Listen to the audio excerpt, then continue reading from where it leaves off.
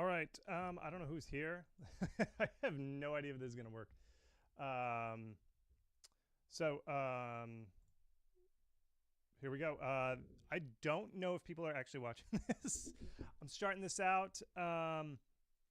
So what we're going to do is we're just going to kind of hang out here. I'm going to just look at Steam Next Fest. Next Fest is a weird thing that happens every 3-4 months. Hey, folks, coming on in. Welcome to this weird stream that I'm doing. I don't know if this is going to work. I just had I woke up at 3 a.m. this morning, and I was like, you know what, I should do this.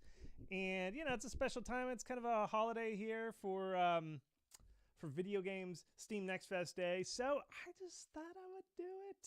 My name's Chris, if you don't know. I don't know. I just thought I'd do this thing. So Steam Next Fest started yesterday, and it's always kind of weird at the beginning because stuff's changing. So I thought I would just look at it and go through it with all of you and just kind of look at stuff. Now, here I am. I'm browsing it. Let's see what's going on. Hello, chat. Hey, chat. Video is solid. Thank you so much. Yeah, would love a tad higher volume. I'll see what I can do. I am maxed out on volume as far as locally. Let me see what I can do. I'll see what I can do volume wise. Yeah, I'm here for you all. Let me change it real fast. Again, this is an experiment. I don't know if this is going to work. I'm maxed out on the volume. Let me try one more thing. I can crank the master.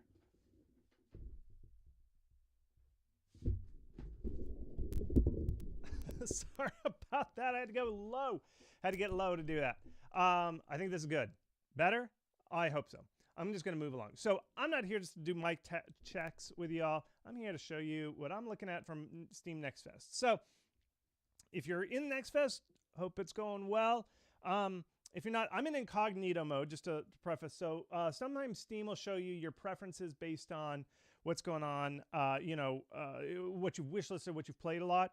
I'm going in with anonymous account just so that I don't get any of these recommendations and affect it. So what I'm looking for right now, the big question I had going to this Next Fest was what is going on with these trending and daily active demo widgets, because before, in June, the last one, it took you 20,000 wish lists to show up on this list. And basically what our theory is that Steam looks at maybe the 2 weeks prior or 1 week prior, and they just see how many wish lists you got, and then they rank everybody based on how many wish lists they got the previous 1 or 2 weeks. I don't know why 1 or 2 weeks. I suspect 2 weeks because they said the press preview starts 2 weeks. So that makes me think that everybody is on Steam just like, hey, what's going on in 2 weeks? Let's just take a look at that. That was just their internal metric. So that's just my theory with it. Now, what I'm trying to do is to see how many. So these are the top games right now. See, this is new, trending, upcoming. That means all these games were ranked high. I don't know what that window is if they checked it. So I'm kind of curious to see what happens here. Now, I looked at the trending for these, and a lot of stuff. I looked just using SteamDB, which is a tool you can use. Let me see if I can do this. SteamDB. Let's look up SteamDB. And I'm going to look up some of these games just to see what their 2 week prior was, okay? So let's look up. I'm going to look up not the top one. I'm going to look at the bottom. Dungeons 4, okay? Dungeons 4. Let's just see what their previous kind of 2 week increase was. So what I'm doing is SteamDB. If you don't know, it's a really helpful tool. It tracks followers, and followers and wishlists are very closely related. And so there it is, Dungeons 4. And we're going to look at the charts. And I'm just going to look the 2 weeks previous, which is basically September 26 is what it is. So I go down here to wishlist chart and see how right here, it looks like all of a sudden, boom, it started taking off. They knew, whoever was here, the marketing team kind of knew something was up 2 weeks prior. And so they started doing stuff or started doing it. See how right here, almost 2 weeks prior to the day, 27th. So they had 8595. You're gonna watch me do really crappy math. So 8595, and then we're gonna do it just before 8595. Let's just round it up. Let's say 9. That to me, that means a difference of 1,000 followers, right? In 2 weeks prior. Now, 2 weeks, 1,000 follower increase means about 10,000 wish lists. So To me, that says 10,000 wish lists in the 2 weeks prior gets you the minimum spot right here. Minimum spot is like 10,000 wish lists, which I actually see as kind of a hopeful thing, if my math is correct. And again, we're estimating, sometimes they're different. Previously, it was like 20,000 to get up here. And the reason we think it was that was, well, we did the same thing, like just estimating follower counts. And I also I knew a couple developers who had actual games on here. And I just asked them, like, how many wish lists 2 weeks prior? And they told me. What that means is that it's less competitive in October than it was in June, because June we had Steam Next Fest coming right after E3 style events. I know there was no E3, but there was the Games Awards, the Jeff Keighley, what does he call it? Steam, or he calls them Summer Fest or something. There were a couple other big festivals. And so people were coming in after those festivals and they were really hot from the festivals. And that's what the ranking was. So it seems like so far in our limited data, June is a lot harder of a Next Fest than this October one. Okay. So that's kind of what we're looking at. Now, one thing I also like to look at when I look at these things. Okay. So trending. What kind of games are trending? Because we can see how many wish lists. And I like to see genres, what genres are picking up. So look at this one. Survival, base building, action RPG. That's like that is like classic Steam, right? I mean, you've got survival, base building, and a little bit of RPG mixed in. Classic Steam. This is what Steam likes. Driftmaster. I'm always amazed. Racing games kind of do well on Steam. There's always like one racing game at any one time, but they actually do okay. So Japanese Driftmaster, good, a racing game out there. We got a Deep Rock Galactic spin-off as a survival game, survivorship bias, a survivor-like, a vampire survivors-like. Still hot, guys. Still hot. You could still do well with these. Now, I know this is coming in with a brand, and the quality here is very high. But Survivor likes, people still like Survivor likes. RoboCop, which is a brand IP, so I kind of negate that, but it's first-person shooter. Then we have this, the Thaumaturge, I guess. Goes to show you names don't matter that much. If you can't pronounce it, doesn't matter. Turn-based, story-rich RPG, isometric. I can't tell by the hover tooltip, but it looks like it might be kind of like I don't know, like an RPG top-down type of CRPG style. Last Train Home looks like a RTS strategy game. RTSs I always see as kind of soft RTS, but this looks really good. I don't know what the story is. We could dive deep into that. Pioneers of Pagonia. Online co-op, multiplayer base builder. Base builder, co-op, very thing. Very classic Steam, what they like. Last Faith, Metroidvania. This one I picked out. I was looking at this earlier. 2D platformer. The only kind of 2D platformer that really takes off is maybe a Metroidvania, I should say. Sorry, tongue-tied here. Metroidvania's very hard to do. You've got to be top-notch quality to do well with a platformer, and it has to be basically a Metroidvania. Folks, platformers, I'm not just making this up. They're really hard to do. So then we got a puzzle, MMO RPG, cozy adventure. This is an interesting one. I don't know too much. We'll dig into this one maybe. I'll put that on the list. I'll put the Sky one, Sky Children of the Light. We'll take it looks very Journey-esque, very Journey. And then we've got Ghost Runners, which is first-person FPS type of game. And Quantum Knights, we got third-person shooter, another shooter type of game. Is it multiplayer? Let's see, what is it? Hack and slash, action RPG, very action type of thing. And then we got another RTS, City Builder. I can't tell. Sometimes people just throw an RTS in there, but City Builder's RTS. So I think I counted really off the top of my head. We got 3 or 4 City Builders, two of them RTS. Now I know they overlap. We got one platformer, but it's a Metroidvania. We have one puzzle game. We have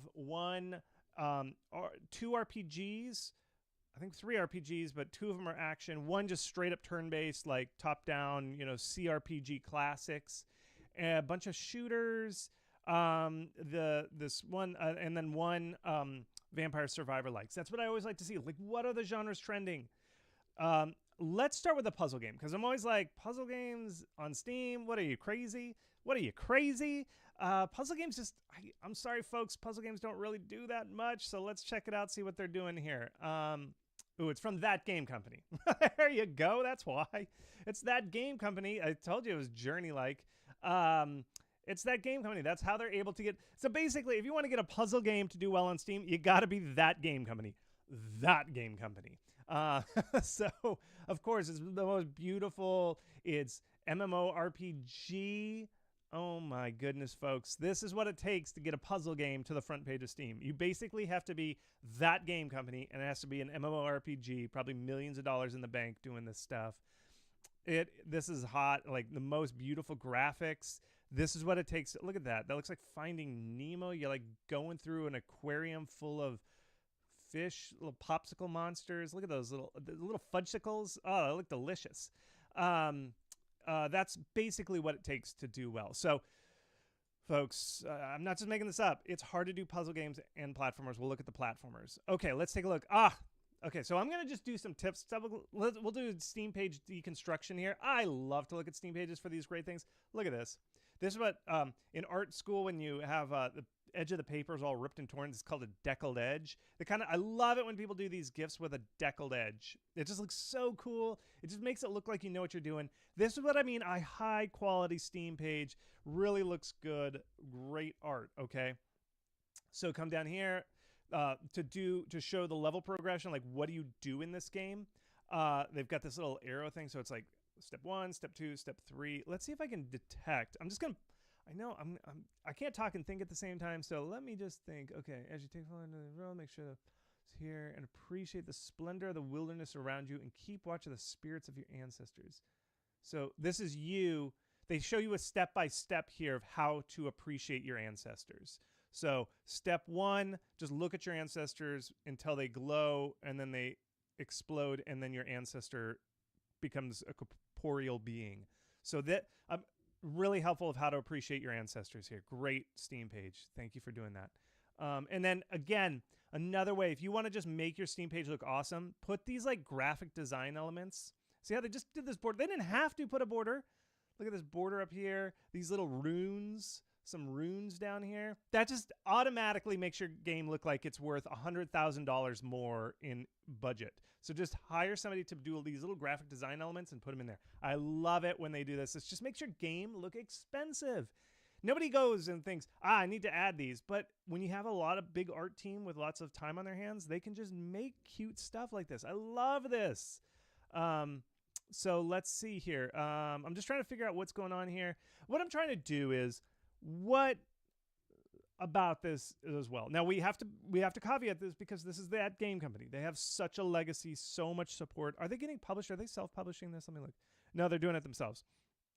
But they're probably getting some big funding and stuff. They've got stuff that's going on.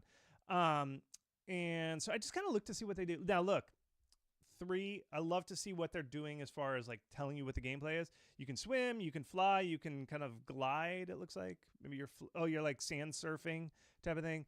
I just love to see the actions. And then they're kind of telling you with UI, look at that UI right there. They're telling you, okay, here, you can hold hands. There's a UI hand holding button right there. Boom, hold hands. Cute, cute, cute. Okay, and then you can bow to a candle, which is great. If you want to see, bow into that candle with a heart candle. That's cute.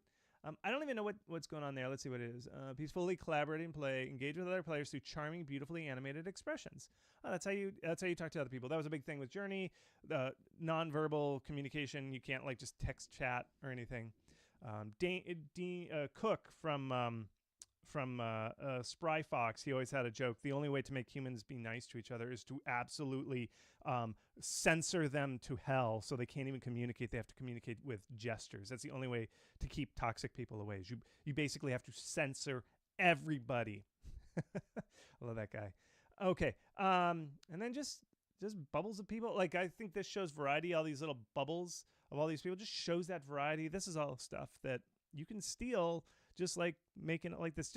I think it automatically, there's 2 things if you could learn from this. If you want to make your art look like it's a better art team, add these cool borders to your GIFs, and then just go in and add these little runey filigree type of things. Just add those things in there. Automatically your game looks more expensive. But let's just look at the short description here. General Light, peaceful, award-winning, MMO designed to help players meaningfully connect with each other. You are a child of the light with a magical cape. great gameplay.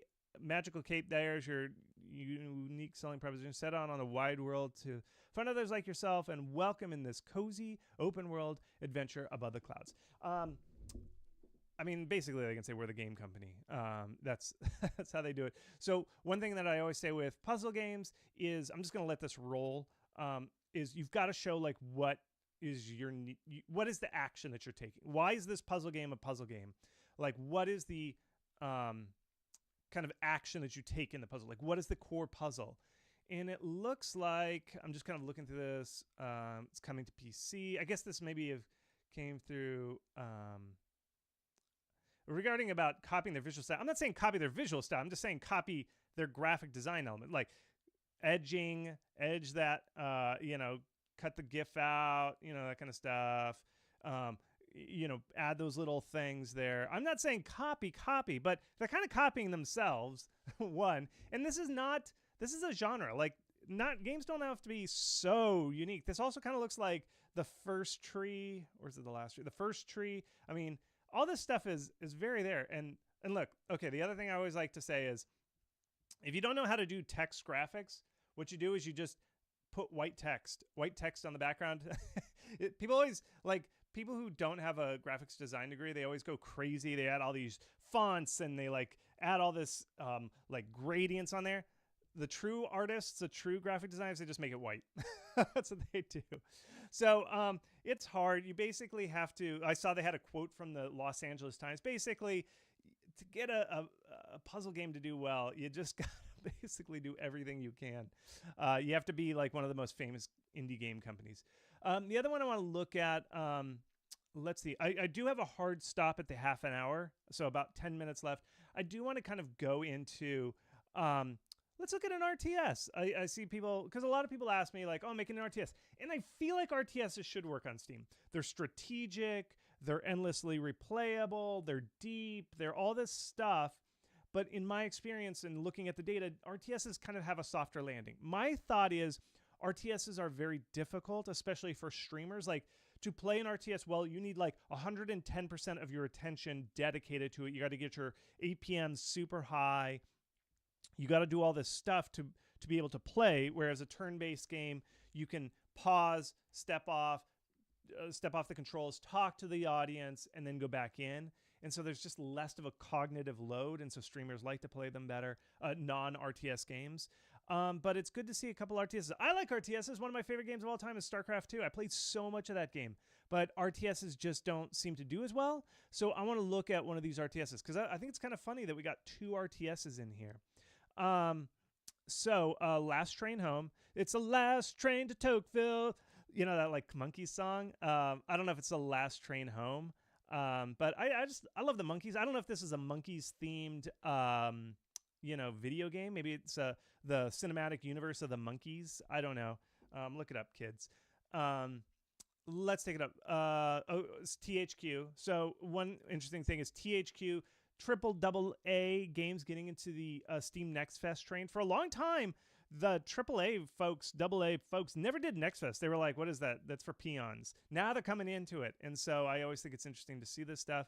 Now, I don't like to look at their trailers for AA, AAA, because they always do this stuff that is that real time? Is that... did they actually recreate? Do not follow what AA and AAA do. They actually got like a crew out here to recreate like fighting... Is it World War I or II? I think it's II. Fighting and like, don't do that. Don't do that. This is like totally, is that Bryan Cranston? I don't know. But let's just take a look at what they say. Like, I really don't think AA and AAA do good Steam pages. I'm just curious what type of game this is. Great War is over. The fight continues. Command a legion of soldiers desperately trying to make their way home amidst the chaos of the Civil War.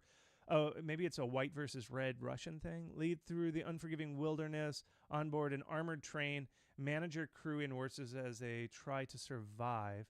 Could be, I see this kind of, I'm getting kind of Dr. Zhivago vibes from this. So we'll kind of look at this. Always cross promoting. Good job. Way to have this. Jagged Alliance 3 cross promo. This looks World War II. They said the Great War, which is 1, right? Anyway. War torn wasteland. You go. They're very through Czech soldiers back home aboard the armored train. Path ahead. They kind of cage you with the countries and stuff. War between Russia's red and white. I called it. Called it. Dr. Zhivago vibes. Called it. I wonder if there's a lot of Zither going on in this game, you know. Watch Dr. Zhivago. It's not as bad. It's like 4 hours long, but it's worth it. Watch that Dr. Zhivago. Let's see, half an hour. I'm kind of getting some David Lean vibes here. But yeah, I mean, okay, so what I'm going off of here is it's a double AAA company. That's how they're able to get so high. It does. So very well known. It's very hard for indies to do RTS. Let me go back one and see if that. Let me look at that other RTS. It's just such a high level that they can do here. So let's take a look. Let me see if I can find that other RTS that we saw. I'm just trying to look for games that stand out. Action RPG, base building. Was it only one RTS? I thought there was another one here. If not, Last Train Home.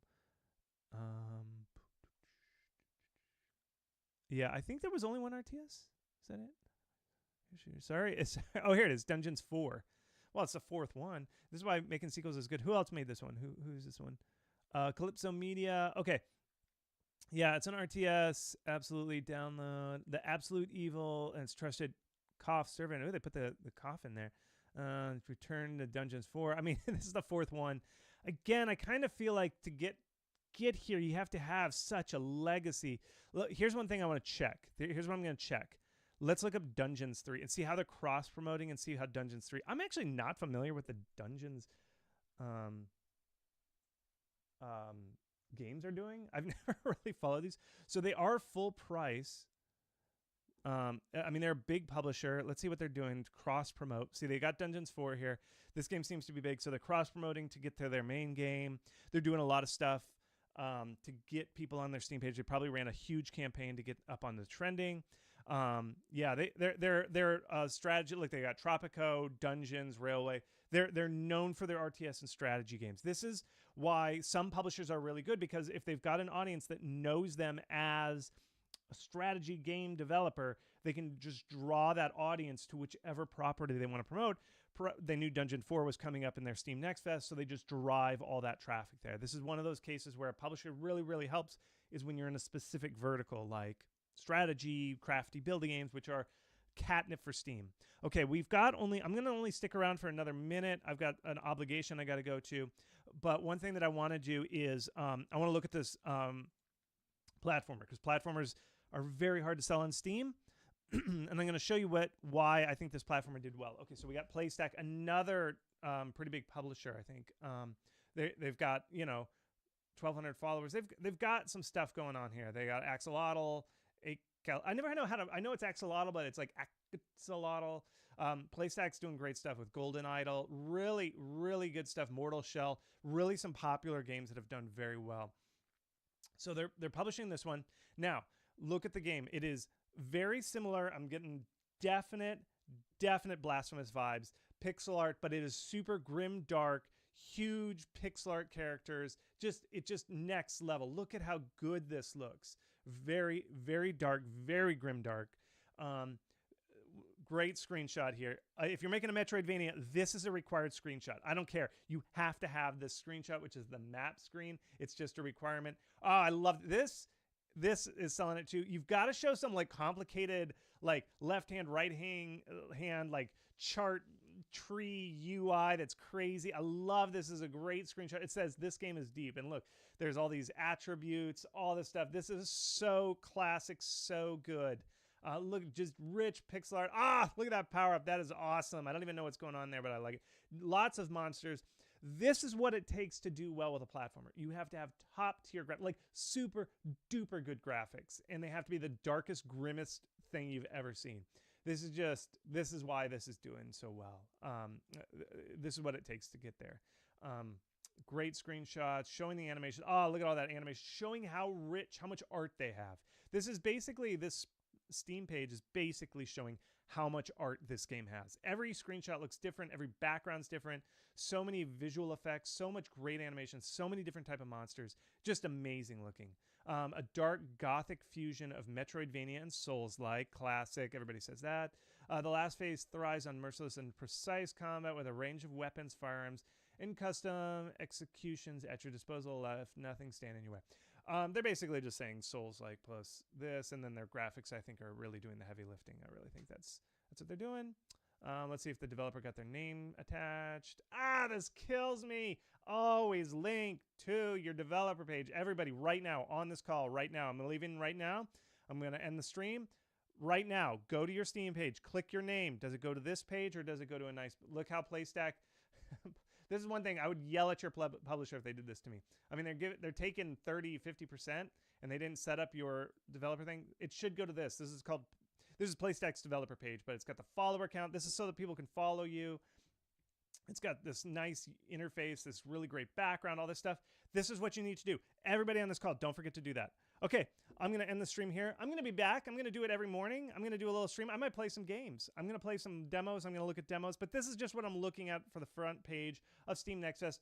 I just thought this was kind of fun, so I just decided to do this. But I'm going to go live every morning this Steam Next Fest.